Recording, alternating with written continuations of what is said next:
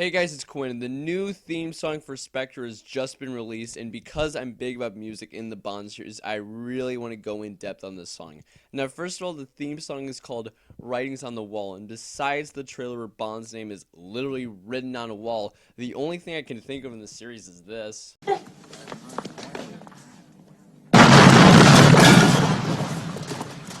Don't say it. The writing's on the wall? Along with the rest. But anyways, without further ado, these are my responses to the song. What I found very apparent is that this song is getting some harsh reception already, and I do genuinely understand that. Now, I am not against slow ballady songs. Hell, The Spy Who Loved Me is one of my favorite Bond songs, but the difference is that there is no real power moments in this song. Like, the entire time he's just giving up. And if that is the goal of this song, then to quote my water polo coach, I'm fine with this. But as a Bond theme song, there are certain expectations you are held to.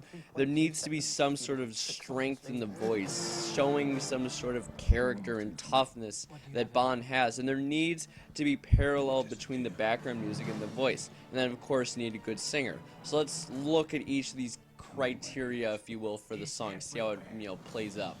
Now, the biggest problem a lot of people have with this song, including myself, is how weak the lyrical presence is. Sam Smith, who sings the song, goes so damn high at times that you can't tell what he's saying, and whenever there's a moment for him to get some standings, like some ground, he just sounds submissive. And sure, if you're going for a disjointed Bond in this film, which for me does not look the case, it looks like he's gonna go License to Kill, raise, crazy rogue Spectre, it's okay to have these moments of vulnerability in the song. But let's look at Skyfall, for instance, the film where Bond is most down in his luck. Sure, there was times of lowness in the song, but Adele immediately follows that up by singing as loud as she could to bring the manhood back into Bond, if you will. And you may say that something like that, For Your Eyes Only, that's a light song, but even that song has times of power. So for me, this entire song sounds like a sad puppy, not the fantasy like James Bond that we're used to getting. So vocal wise,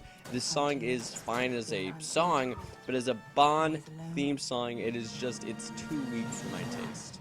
Now we are on to the background music. Now for me, the background music is actually a really nice piece in itself, but as I discussed the lyrics, it really just doesn't have any oomph to it. Like Skyfall and Thunderball, for example, right from the very first beat, we get loud anger, whereas in this song for Spectre, it's just sort of a soft piano throughout. And again, I know especially in the Roger Moore films, the background music was light, but it was guided by the lyrics and vice versa, as in the lyrics would take the lead in parts of the song, and then the background music would take the lead in other parts of the song. There's a balance, but here, nothing really happens. Everything just feels kind of timid throughout, which leads to the singer himself, Sam Smith. Now, I'm gonna be honest, I never heard of the guy till today, and that's partially because I listened to 70s and 80s more than today's music, so I'm not saying his pedigree's bad just because I'm not familiar with him, but come on, you have the choice of every artist in the world pretty much, and you choose a guy who, granted, is a fantastic singer from what I've heard. I'm not taking that away from him,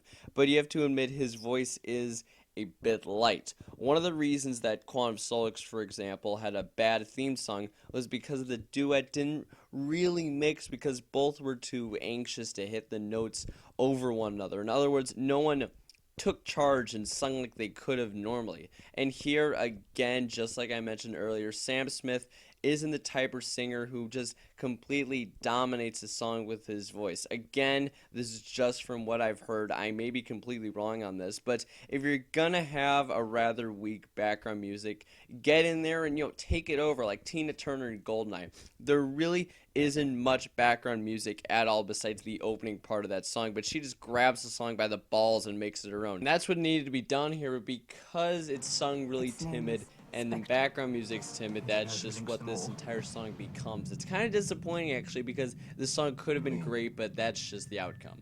So overall, it is clear that this song had a lot of heart, and that Smith is clearly excited about it. I'm not panning this song for lack of effort, but instead, it just simply doesn't fit the mold for a Bond song. Who knows though, seeing this song in film, in the score, in the title sequence, I may have some completely different views in it and have to completely redo this review. But as of right now, I'm really just not a huge fan of the song. I'm not saying it's the worst, I'm not saying it's the worst, I'm just saying it is not even close to the best, and definitely a pretty weak follow-up to Spectre. If you enjoyed this video and you want more James Bond content, be sure to check me out at Quinn C and subscribe. Remember, like, share, comment, and subscribe to Quinn C, and I'll see you guys next time. Ciao.